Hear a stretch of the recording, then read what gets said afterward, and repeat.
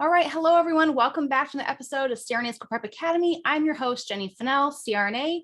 And today we have a very special guest, Joe Rodriguez. Welcome to the show. Thank you. Happy to be here. Yeah. So if you're not familiar, Joe is a huge advocate in our profession. He is actually works with the AANA as a regional director. He is also a managing partner with Arizona Anesthesia Solutions. And you also are faculty at National University. Joe's been a CRNA for 10 years now. So welcome to the show. I don't know how you juggle all that, but I'm excited to have you here. I get bored really easily. I stay very busy, that's for sure. Yeah, awesome. Okay, so we'll kind of get right into the show. That today we're going to talk about independent CRNA practice.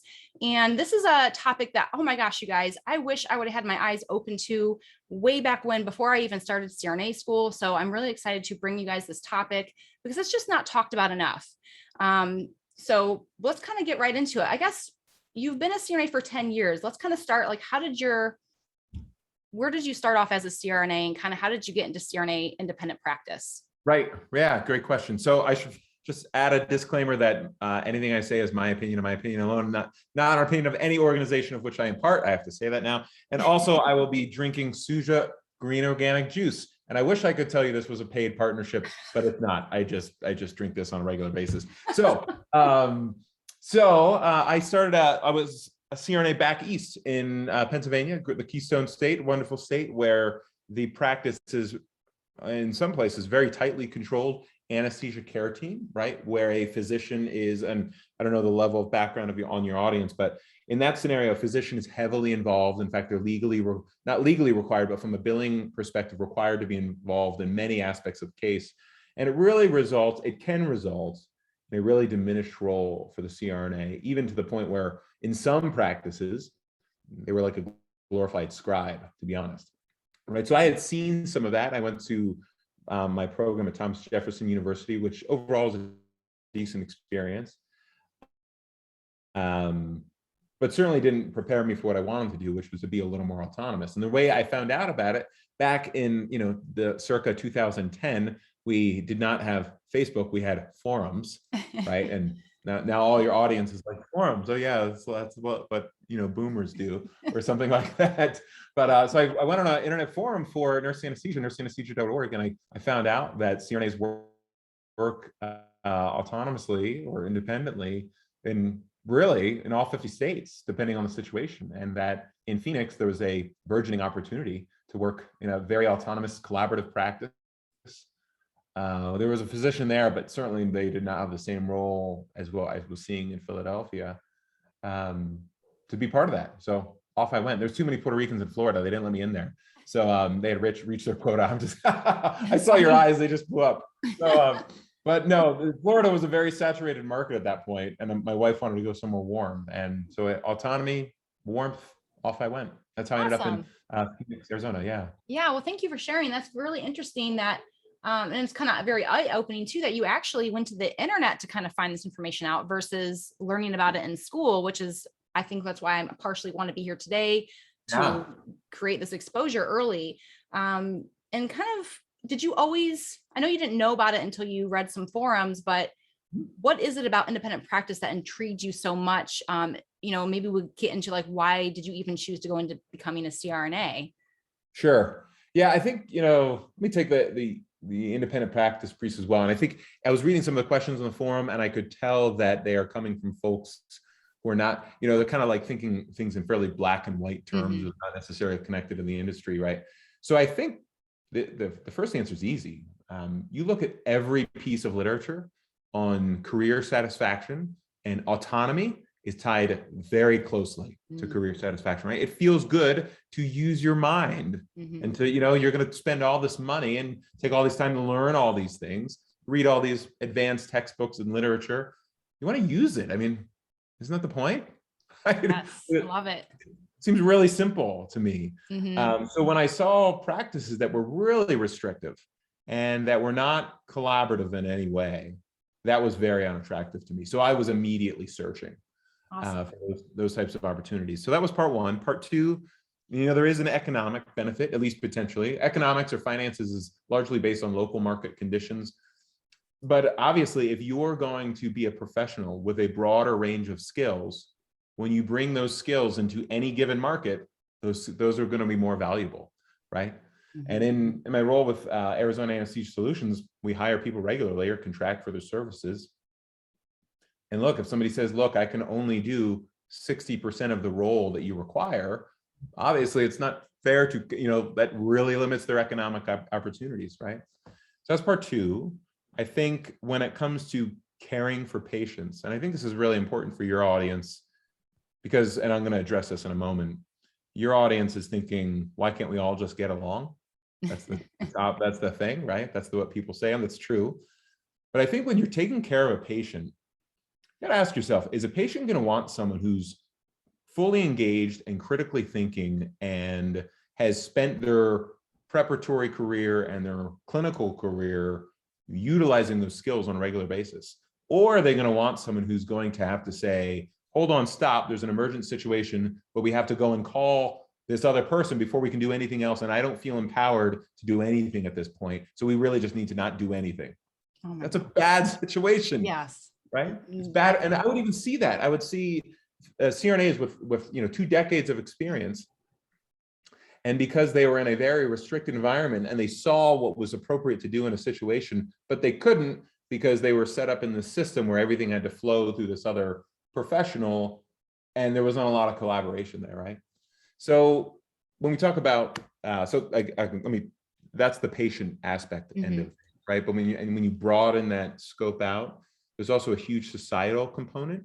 Society needs everyone doing everything they can to benefit patients. That's what is good for our country, right? That's what makes us more productive and competitive on a global scale. When we're in the middle of a healthcare crisis, the right answer is not to limit people. The right answer is to empower people. Like, to me, this makes total sense. I don't know why we even have to say it. This is crazy, right? This is so obvious. It's so good to hear you say it, though, too. It gives me goosebumps. It's staring us in the face, and we're not, and we come up with these reasons not to make changes or not to do anything, and they're primarily economic driven, right? And I've seen the conversations between CRNAs and physicians get really, be all collegial, and then when money comes up, it gets really tense, right? So if we try to figure out the solution, the money will flow, but if we try to put the patient and our community at the center of the answer and work backwards from that, this autonomous practice is obvious, right? Yes. It's like, it's a no-brainer. So let me add one more piece on that, just on the question itself. Because a lot of people are acting like, well, you're independent practice and you're totally alone. And look, there's going to be clinical situations where you are totally alone. I'm not really interested in, because nobody really practices independently unless you're completely alone in a building, right? That's true solo practice. You don't have any other resources. We're always operating within teams. And what I'm very passionate about is interprofessional practice, right? Where it's not like either you're for this team or you're for that team. It's like, no, I don't care about your turf wars. What I really care about is getting the very best people into the situation where they can deliver the very best outcomes, right? And that's usually both, right? And I've gotten some criticism from even my CRNA colleagues on this, but I think at the end of the day, if we take an approach where we're saying not either or, but both, part one, and then part two, if you're really maximizing the value of both professionals, then of course you're going to have people practicing, air quotes, independently or autonomously or whatever else, and not coming up with arcane rules such as all CRNAs in the entire country who come through X facility cannot do a basic procedure like a peripheral nerve block, right? Basic for, advanced professionals. Right. So not that I have a lot to say on the matter, but No, it's all awesome stuff. yeah. I mean, you hit some really, really key points. And I also, granted, I have my own experience and exposure to ACT model or, direction model and supervision model. And while I've been very lucky that I've worked very collaboratively with, and I always say as a team, I've experienced different levels of what you were kind of referring to. And some of it, I would say, I don't mind. Other parts of it, it is kind of bothersome, to be quite frank, because you do have the knowledge, you do have the skills to do certain things. And when someone automatically underwrites you from, being able to do those things because you are a nurse, then that's upsetting, So there is a way I think we can all, like you said, people will just want to work, all be happy together. However, the reality is you need to still look at what's best for the patient and what's best for our society. And why are we even restricting at all when that's not what's best for the patient? Yeah. And you're right, you do have to make decisions on your own, and you should be doing that. Gosh, that's 100%. You have to react. Seconds make a difference in someone's life. So you need to have the knowledge and skill set, delegation, power to take action and do those things. No matter where you work and what model you work in. You said it, and that's key, is like what model you work in. People talk about when people say, we're just a team, we need to get along, et cetera, but real teams promote the autonomy of every member, right? So if you're in a team that says you're a really smart person, but you can only do 60% of what you really know how to do, that's not a team, right? That's not like no baseball player, no baseball team goes onto the diamond and says the third baseman can play, but he has to hop on one leg the whole time. That's crazy. Let him be a third baseman, right? And every professional has limits, right? Hallmark of a professional is knowing your limits. There's certain cases I am not going to do. And we have physicians in our practice, and we work extremely well together, right? Because I respect their autonomy and their knowledge, and vice versa. And it really works out well. But what it does get away from is all the politicking and all the, especially what we experience at a lot of big centers where they say, again, because you hold X credential, therefore you are clearly not intelligent enough to do X, Y, and Z, which is just kind of a bad way to run a department. Yeah. And I guess let's kind of go into, let me back up a little bit. Did you go straight into independent practice straight from CRNA school, or did you work somewhere prior? Yeah, great question. I went to what I'll call a transition practice or a collaborative practice. Some people call it a supervision model. Yeah. Right. I think even that word supervision is generally misunderstood in our industry because a lot of us associate it with control and badness, right? Supervision, bad, right? That's kind of a theme. But I think out there in other industries, look, everybody's under someone's supervision. I'm an owner in a business. I am accountable to the other owners of that business for my performance. They don't directly supervise, but it's a general type of supervision. But to answer the question more specifically, I went to a practice where there was 1 to 2 physicians every day and 10 to 15 CRNAs, right?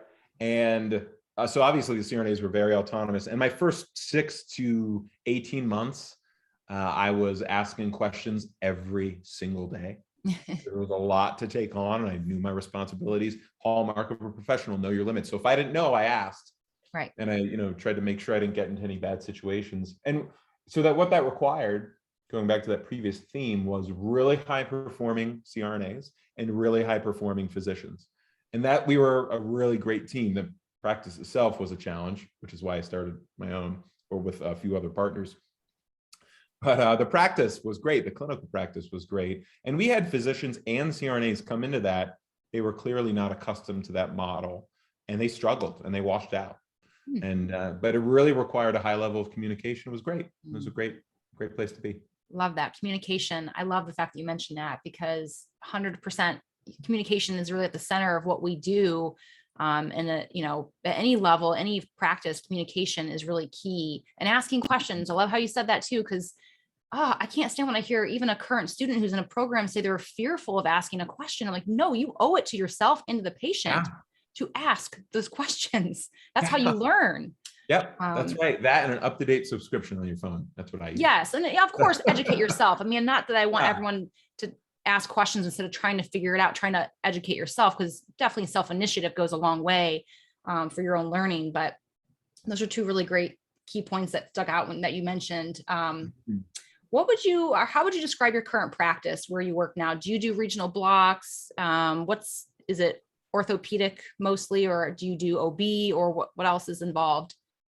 I don't do any OB. My practice currently, again, in my role, I'm a bit of a vagabond. So I go to where the need is, and I'm probably about 50-50 clinical business side as well. But for my clinical practice, I cycle between ambulatory surgery centers and orthopedic hospitals, and actually have been going to Banner University Medical Center, which is a quaternary care center. It's a massive place. And we, at that hospital, we contract for all the non-operating room sites. So EP lab, which I've been spending a lot of time there, and interventional radiology and endoscopy. So I cycle between all of those places. Oh, wow. Okay. Awesome. EP. I did that for quite some time. It's a very challenging area for sure. All the patients are all super healthy, So right. Yeah. And if they go asystolic, it's all good. I mean, or if they go to AFib or VTAC, you're like, no big deal. No big deal. deal. You have an interventional cardiologist. You want it to happen. Yeah, exactly. Yeah. And it's probably worth mentioning at Banner University, that's where we've had a lot of physician members of the group and who've been, again, great. They're fantastic to work with.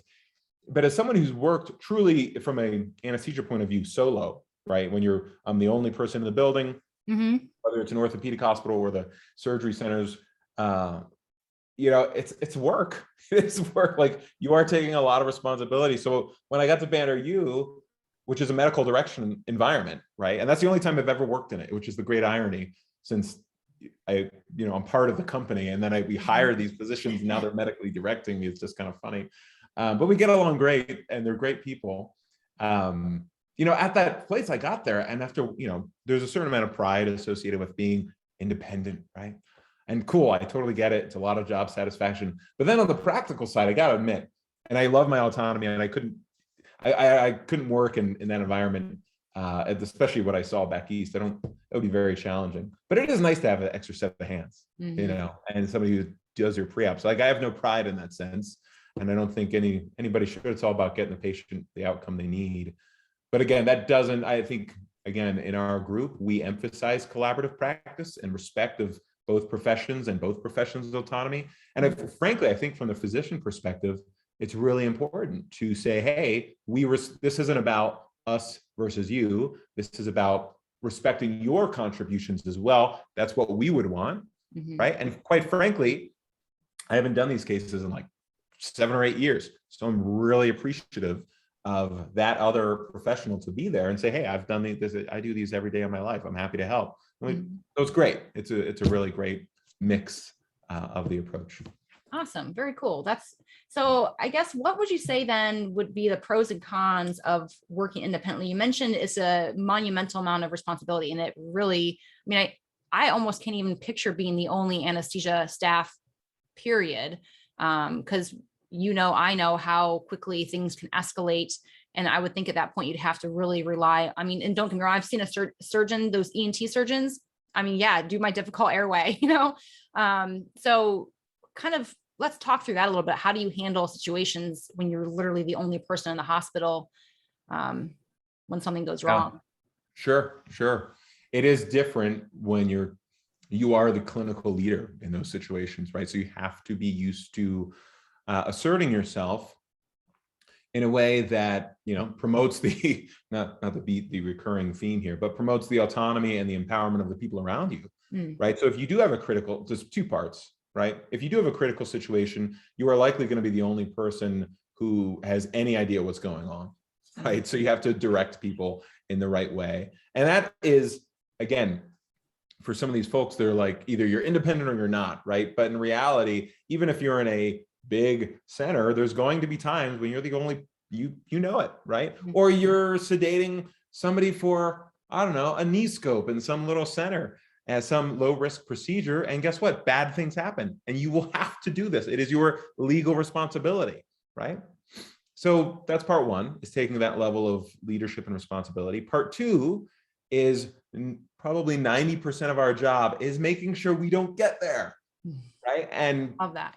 Yeah, so much of what you do, especially in the perioperative period, when you're clearing patients or you're deciding whether a case is appropriate or not, or you're kind of running the traps, so to speak, on all the different bad things that could happen during a case, that's a big part of our job. So, and when you're alone in a building, let's say you're just covering your own call services, even if you're in a mixed practice, this type of thing happens, and you're the only person there for the first, 20 minutes. And you and I know, 5 minutes of reserve oxygen in the cerebral metabolic rate. So it's not a lot of time. Then you're going to have to figure these things out. And in those scenarios, you just got to make sure you don't get there. Right. as 100%. much as possible. Yeah. Yes. And there are so many times, we used to have, and then they moved it, but like our EP lab was down the way, down the hall. I mean, and sometimes even in a practice where you have a lot of extra skilled hands, it can take 5 minutes or more sometimes to get the right help. So delegation, I love that. Assertiveness, speaking up. And I always call it like you have to anticipate, and you tend to know, okay, something's not going right. And then now it's up to you to speak up, to say what it is you need to make sure that the situation doesn't keep unfolding. Right. And I mean, it's taking action and ownership for what you can do and how you can serve the patient. And even if that means telling the surgeon no, right? I mean, tell the surgeon no to stop, they're the ones causing the vagal or whatever's going on. So yeah, and in independent practice, especially when, again, you're going to be thrown in situations, it's the pre-planning process. I love that. That's really key to knowing what you could potentially be in store for. It's kind of like a puzzle. You have to say, well, this could happen or this could happen, or maybe the surgery doesn't go as expected. And what are some things you can think of that are in their history that could alert you to what's going on, or what are they at high risk for? Are they high risk for aspiration, or high risk for, maybe they're someone who takes narcotics around the clock. So maybe they're high risk of poor post-op pain control. What are you doing to help that from the very beginning? Don't wait till you're in it. Once you're in it, now you're going to have someone who there's this cycle you can't break. So the planning process and knowing what your patient's needs are before you even get to where you're administering the anesthesia is really vital for the success of the entire operation. It's that's our job. That's perioperative care. It's funny. I start planning for PACU and discharge the moment I meet the patient. Right. It's like I'm already thinking about that. Like, how do I get this patient out of here in at least the same condition they came in, if not better? Yes. And that is a very different than it's just it's a different, what's the best way to say it? It is a very different challenge than I think all of nursing, especially ICU nursing, right? Is to think in those terms. And it's a very different role in that sense. It is a dramatically different role in the culture. And I think that's why CRNAs tend to bind together in a much greater way. Our community, I think, is much tighter than the 3 million nurses, right? We're a pretty small group. So yeah. And a lot of this, it's just water cooler talk. You learn it at conferences. That's where I learned a bunch of this stuff. So Well, I love that too, because that means you're invested in your own education, right? And think about it, you're going back to anesthesia school, you're going back to grad school. That's investing in your education. So why would you stop? Why would you ever stop investing in what you can learn and grow as a person? And people who tell me this profession is boring, that to me just says you are not challenging yourself. If you think this is boring, you're not doing the right thing by yourself and challenging yourself to keep learning and growing as a provider. Right. It's funny when people are like, oh, your job is boring, or it's 90% boredom. I'm like, yeah, everybody wants to be us 90% of the time. No one wants to be us 10% of the time. And the thing is, 90% of the time, we are preparing for that 10%, making sure we never get there. Love it. Right? Yeah. 100%. Like, so many things can go wrong in a case at any given moment. Like my first few years, I would just be thinking about like, okay, what's the worst possible things that can happen here? Am I ready for that? Yes. Not like just Googling stuff on my phone. No, but it's really tailored to that patient, that case, and even the technique you're using. Absolutely. Love that. So what would you tell someone who only has had training in an ACT model or a direction model? Hope I'm not getting people confused. But if someone doesn't have any experience in independent practice as a student, would you encourage them to seek out independent practice immediately afterwards, or what kind of recommendations do you have? Yeah. So a lot of people in this environment are going to get this advice. You really need to spend 2 years at a big university center to get comfortable in your practice. That's bad advice. All right. So you're hearing it from me. It's bad advice. Don't listen. Okay. Love it. Okay. If you want to be good at something, then you need to go and, get exposure to it. You need to go and do it, but just like anything, you start in a small way and expand out from there. So that's part one. Practically speaking, that means finding a practice where these types of principles are utilized, where you are not artificially limited, where they're going to empower you, where look, if you're really leading a department, you want the people, I don't know why this takes so long for people to figure out. You want the people in your department to be as good as possible. And if a physician is running, and look, some physicians are very close friends of mine, we get along wonderfully. They're going to want you to be good at your job. 100%. Right? So Yeah. you got to find a place like that where they are passionate about you being really good at this job, and not always, there's really two groups kind of in that I've experienced, right? You have your everyday people who are just, we're all trying to solve problems, everyday problems, right? And then you have like ultra political types who are thinking about money in ways that most everyday people don't understand. Avoid those people, right? And go to the people that are going to support you in your practice. So it's not different than what I did going to that what I called a transition practice, where there's still a lot of support, a lot of resources, but it began to help me think and develop the communication skills I needed to be in a more, again, independent practice, right? To be a more complete professional. Right. I love that. Love that. Right. And so I think, yeah. Oh, I was just saying, you're right. There are even there are hospitals that will give you that space to develop an independent thought and allow you the space to do all the things. But you have to seek that out. Because I know, like I'm speaking from my experience, it was kind of hard to find a supervision or independent practice just in my area. I was very fortunate that I took my first job at a place that allowed us to do open heart. And I did teach myself how to use a TE probe because I had to, because they wouldn't always show up on time, right? To do it. So, but OB, pediatrics, really the only limitation in that practice was regional. But then what did I do? I went and got a job at a supervision model practice and learned regional blocks, so seeking out opportunities to improve upon your own skills, not letting limitations in your area limit you. Seek out opportunities to get the skills you need to go into independent practice. Yeah. It just gives you options down the line. You might not even make any more money, but you'll have options for your patients and you'll feel better. I mean, look, I know people who, they were in a surgery center with somebody with like some high BMI with a upper extremity surgery. And because they didn't know how to do these blocks, they were going to intubate the patient, do general endotracheal anesthesia. Then they were a difficult airway. Then it was a huge mess. And it's like, why don't you just do a nerve block and be done and avoid all that, right? That's better for the patient. That is the point of all this energy we expend.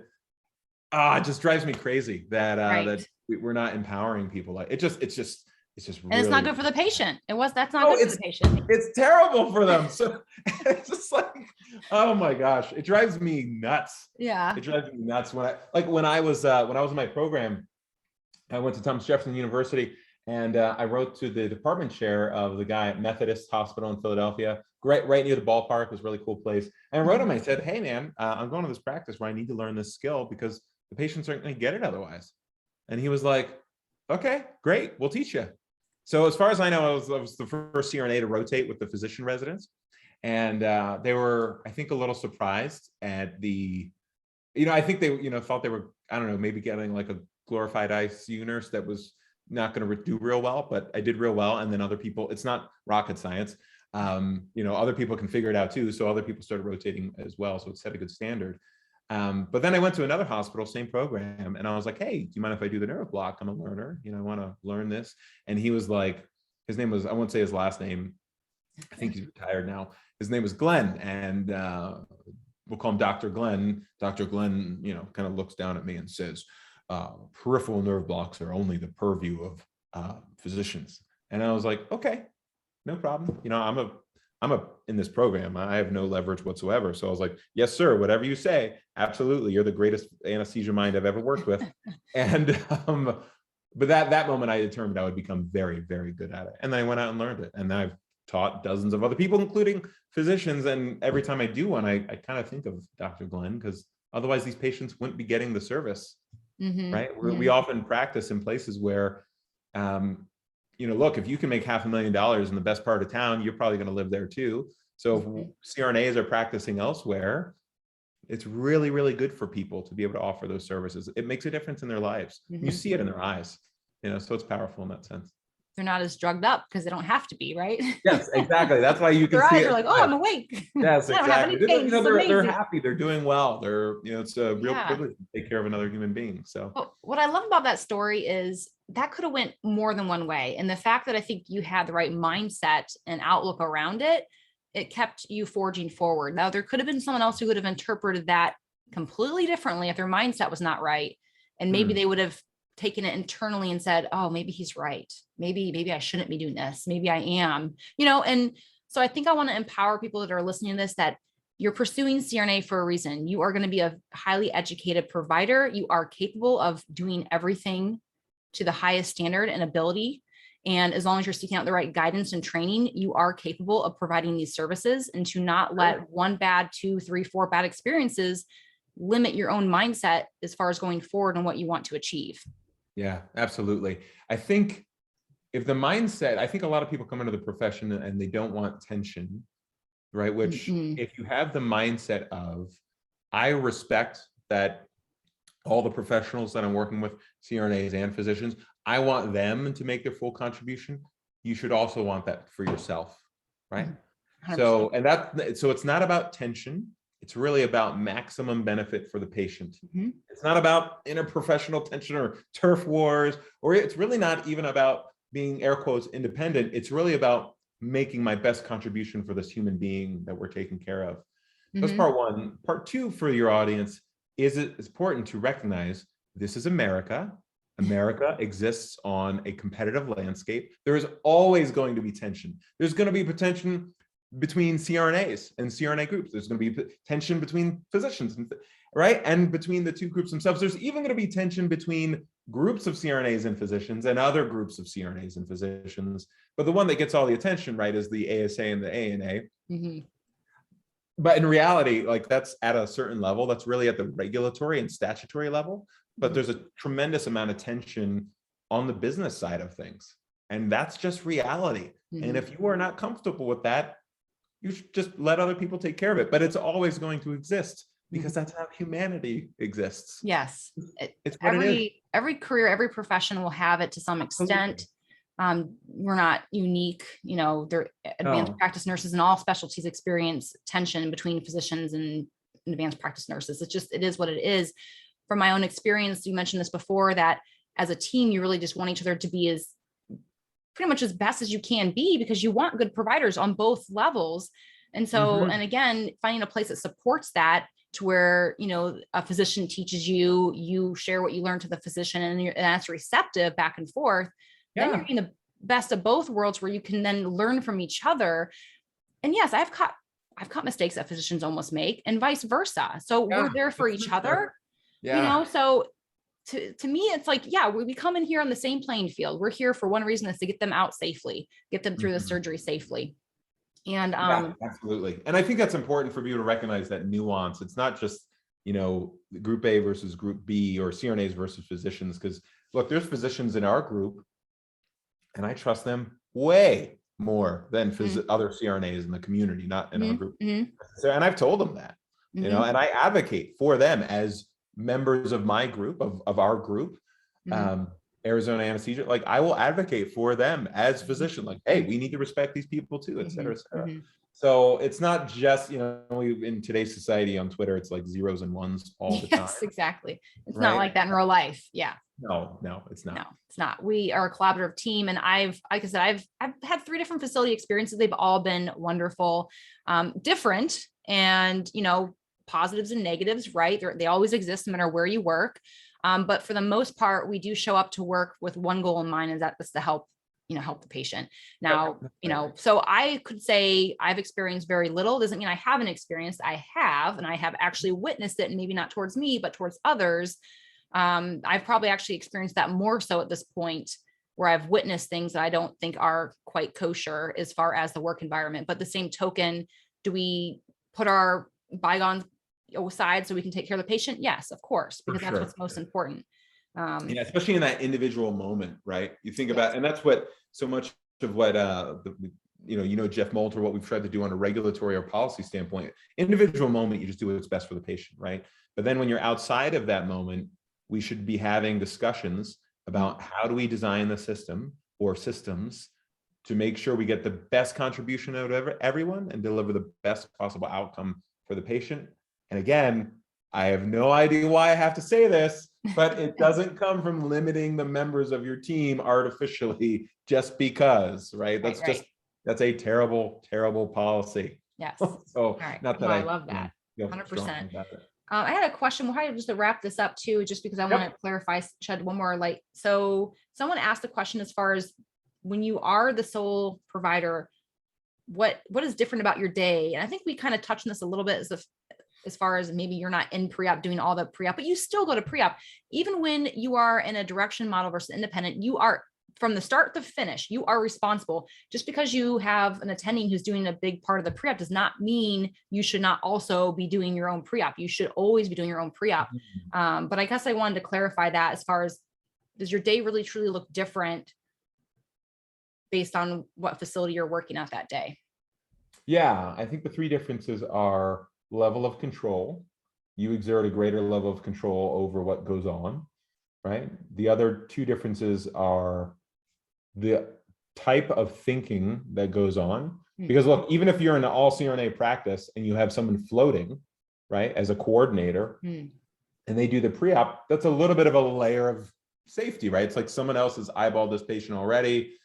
I know there's no major issues, but when you're alone, right, running your own room, even if you're all a team practice with everyone in their own room and no one floating, it's a different level of thinking when you're walking up to that patient and you're automatically screening in a different way, right? Because you know no one else has eyeballed them, right? And then the third piece is in as far as how it looks different, is the level of communication that goes on, not just at a clinical level, but also at a coordination level. Because one thing a lot of folks, especially in your audience, won't realize, our first job is to take care of the patient. Our second job is to keep the room moving, right? Because we are a rate limiting factor often.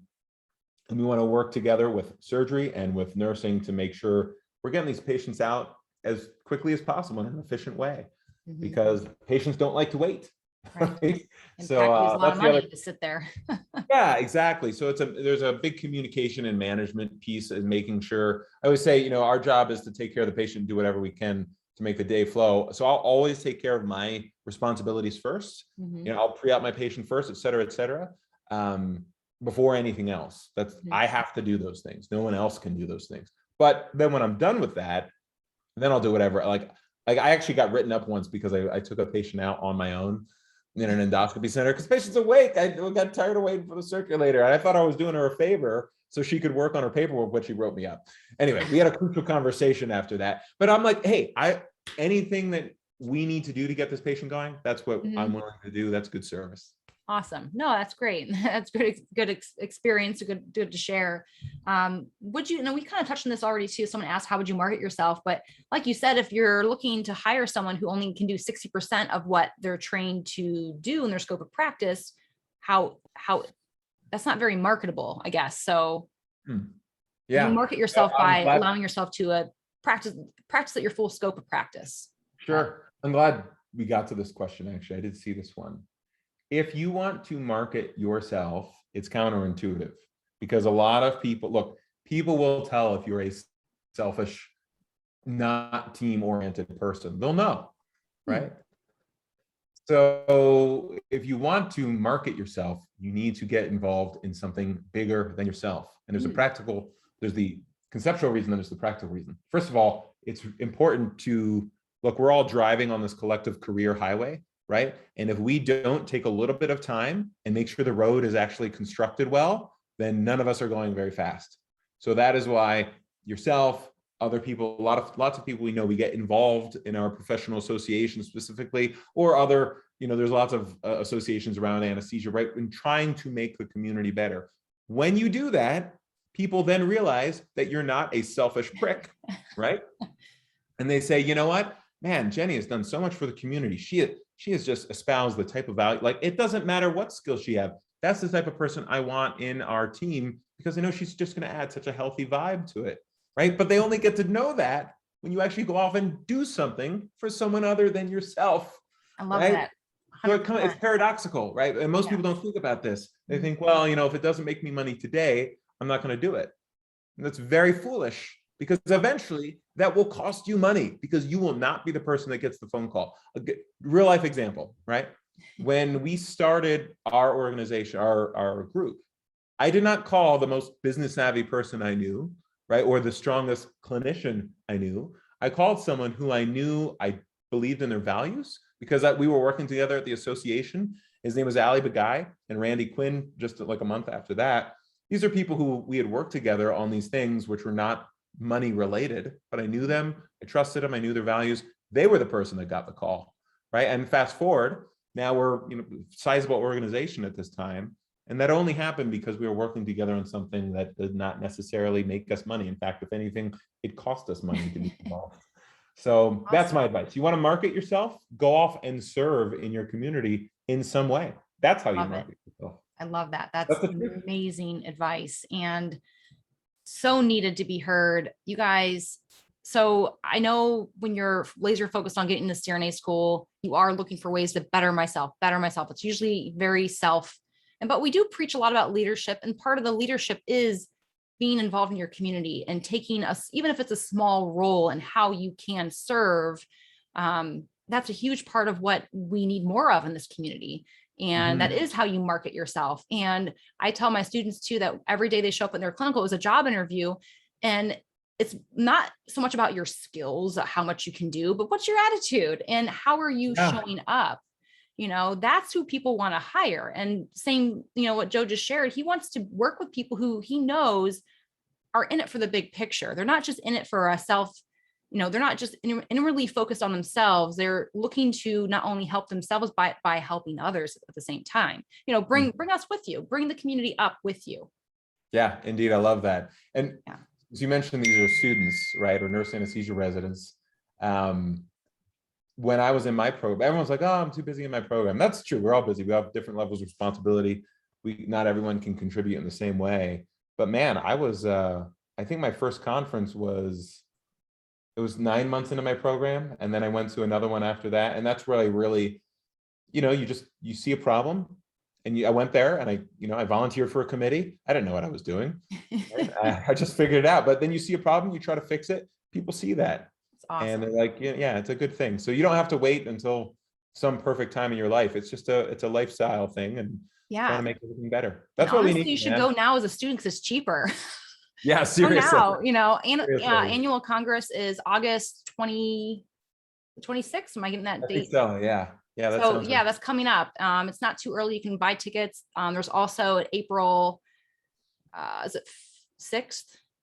Yeah, mid-year assembly. Mid-year, I'm trying to remember the date. Action of the association happens. It's a great meeting. And that one's being offered virtually too. So even if you can't make it to DC, go listen to and learn and put yourself out there to, you know, start making yourself marketable and understanding the profession you're getting yourselves into. And even if you're still in nursing career, you're not into school yet. I just went to the ADCE through the AANA, and I saw one of our students there. She has not gained acceptance yet. She is, I'm sure she's going to, but now, the fact that she's there, she's talking to program faculty. I was like, this is amazing. First of all, good for you. And, you know, I'm sure that was scary. And she even shared with me, Jenny, I feel really intimidated being here. I'm like, but you showed up for yourself. You're showing up for others. Yep. Trust me, they're going to notice. Like, that's the kind of person we want in our community, is someone who's going to show up even when they're scared, even when they feel like they're just this little person on the totem pole. No, you do matter. Go show up, learn, embrace being uncomfortable. That's how you market yourself. So yeah, thank you, Joe. This was so awesome. Thank you for spending your limited time with me today. It's really nice to see you virtually. I'm happy to have you on the show. And any last piece of wisdom you want to leave to our community? Oh man, pieces of wisdom. I think I've shared enough wisdom for one day. Yes, you definitely have. Enough. No, I think I love the theme of all this, right? Yes. Because we started talking about independent practice, and while, you know, that's important, right? It's really, for me, it's about maximum value for patients. How do we do that? It's not by limiting people, you know, it's by functional teams where people are actually autonomous. But yeah, again, don't get me started. I'll start. Oh yeah, no, I love that. Let's end with that, because that was a recurring theme through the show. Yeah. So thank you so very much. And you guys, thank you for tuning in. Make sure that you leave a review. I appreciate you so much. And I will see you next week. Sounds great. Thanks, Jenny.